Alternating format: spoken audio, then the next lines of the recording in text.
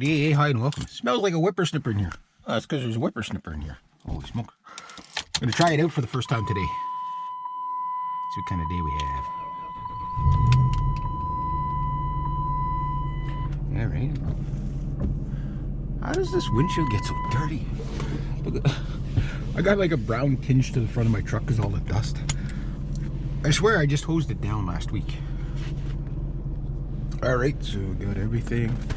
Wallet, spectacles, testicles, wallet, and watch. Whippersnippers, lots of water.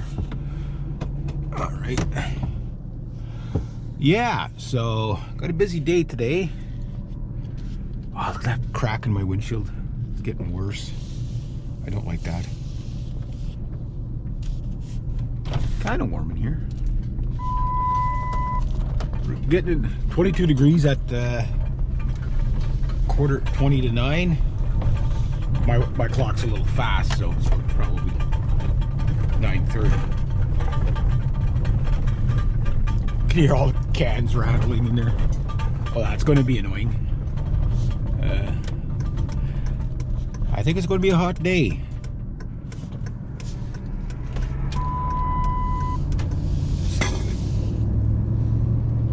Yeah, so yesterday I picked up the whippersnipper. I didn't get... It came with a full tank. Well, they started it up for me, and they give you a full tank of gas because, you know, whatever. So I have a full tank of gas, and I have to do 1, 2, 3 properties today. Not a lot of whippersnipping, but I don't know if I'll be able to do it on the 1 tank of gas. If I can, that'd be cool. But I can't whippersnip too much on the other 2 properties because I haven't talked to the owners yet and to see exactly where to whippersnip. So I'll probably have to meet up with them this weekend or whatever. Alright, so yeah, so I'm gonna be cutting a lot of grass today. So yeah, so the new whippersnipper, I got that new helmet, some new goggles. What I like about that chainsaw helmet, or yard work helmet, whatever you want to call it, it's a chainsaw helmet to me. It's got the ear protectors in it, but you get a little bit of a draft when you wear like a hard hat. Oh, there's my brother. You get like a little bit of they got the splash pad almost ready to go there. My nephew and I were checking it out last night. But you get a bit of what you call it, like I say, the breeze. So it's better than wearing a hat on a really hot day. So even though it's a hard hat, it's like you're not, you know, you got a little more ventilation, and the face shield has ventilation. The only downside is the little gritty stuff does hit you in the face. Because when you're whippersnipping, you pretty much have to wear a face shield. If not, you're going to get rocks in the face. And trust me, you don't think a rock will hurt, but a rock this size coming at you at about 50 miles an hour or 60 miles, whatever those whippersnippers can kick up. I get rocks in the knees all the time, and it just, you're like, you get them in the nuts there, it'll put you on the ground, you know. And that's just a little whippersnipper, right? So you gotta protect yourself, especially your eyes. I see people whippersnippering, you know, with no protection on their eyes. I'm like, are they fucking crazy?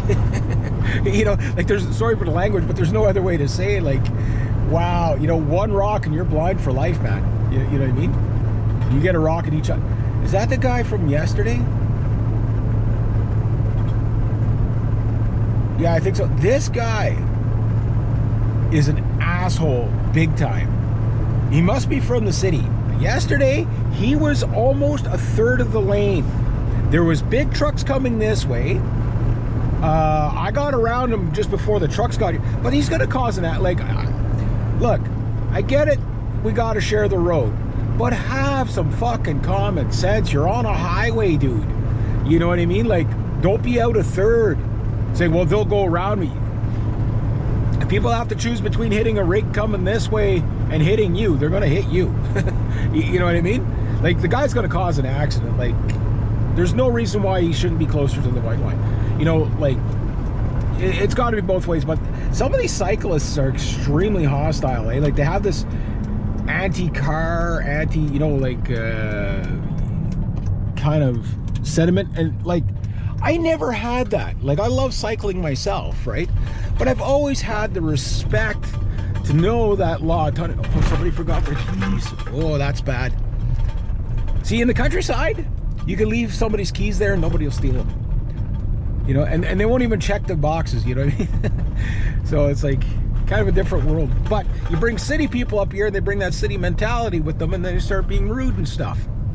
You know, like, again, you know, like there's traffic. You know, when you know, have a little mirror on your bike for the 1/10 of a second that you might lose in speed.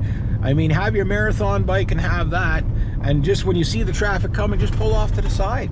You know, there's still lots of room for you. You know, like, you could stay near the white line. Don't be a third out. You're not giving the vehicles a place to go. Have common sense. Law of tonnage, law of velocity, and law of tonnage. You know, if you can discern those two things, a lot of times you can save yourself from getting killed. You know what I mean? But, you know, people have to be right. Anyway, that's my rant for this morning. So what else was I talking about before I started ranting? Was there something to do with the whippersnipper? I don't know, but I'm gonna. So his name is Snippy Shark. I think that's a great name for a whippersnipper. It's very, very like, you know, like grass conquering kind of name. Oh, look at the lake. I'm not sure, but I hope the municipality might be buying this property, which means they'll own right here, which means they might open the beach again here. I hope so. So we put in the gate for nothing. Again, that was open for over 100 years. The guy, I don't know how he got away with it, because that's technically the road clause. Always meet them usually coming in, going out. Don't know who they are, but this here, there's a mansion on the, well, kind of like a mansion on the other side. You'll see what I mean. This property here is really gorgeous. This was, I don't know if it still is, was a writer for The Young and the Restless. I don't think it's him anymore. I think it's been sold since then. But there used to be a plane there and everything. That definitely, and that was like one of many cottages the guy had. There's some nice properties back here.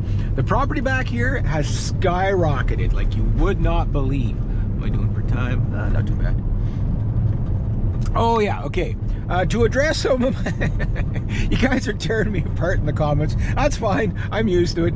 I think I have trolls, not subscribers. I just got trolls. But everybody's making fun of me, my truck, and my you know, take care of this, take care of that. Yeah, he's gonna do this he can't take care of his truck. He's got to buy Pepsi and stuff like that. That may be true. I don't know. But yeah, no, I do understand the concerns that some people are saying. You know, like, fix one problem before you move on to the next. Yeah, but, you know, okay, the EGR valve right now, yes, I do have a brand new one, and yes, at some point it will go on this truck. I mean, I bought it, might as well use it, right? But the check engine light on, I don't know if that's just from the oil getting so old. I don't know how old this oil is, you know what I mean? Now, I have topped up a few times, but this... Good news is the truck doesn't seep much oil. The bad news is that it means I don't replenish much new oil in there.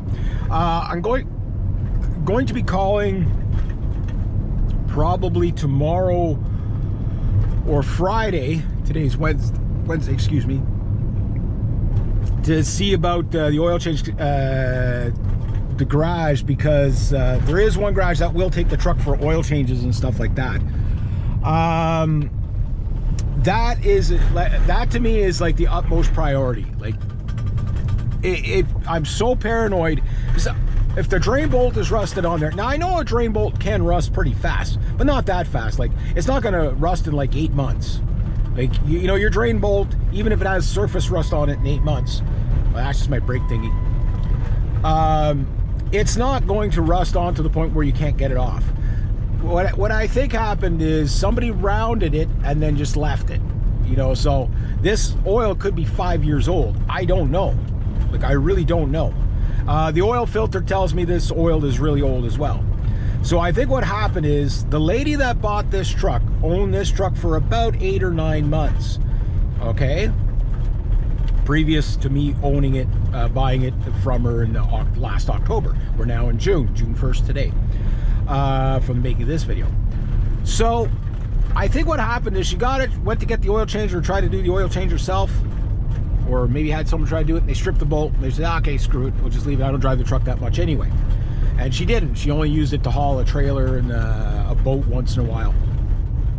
You know, like the truck did haul long distances, like from like Montreal to Gatineau, but about 2 hour drive, you know, each way.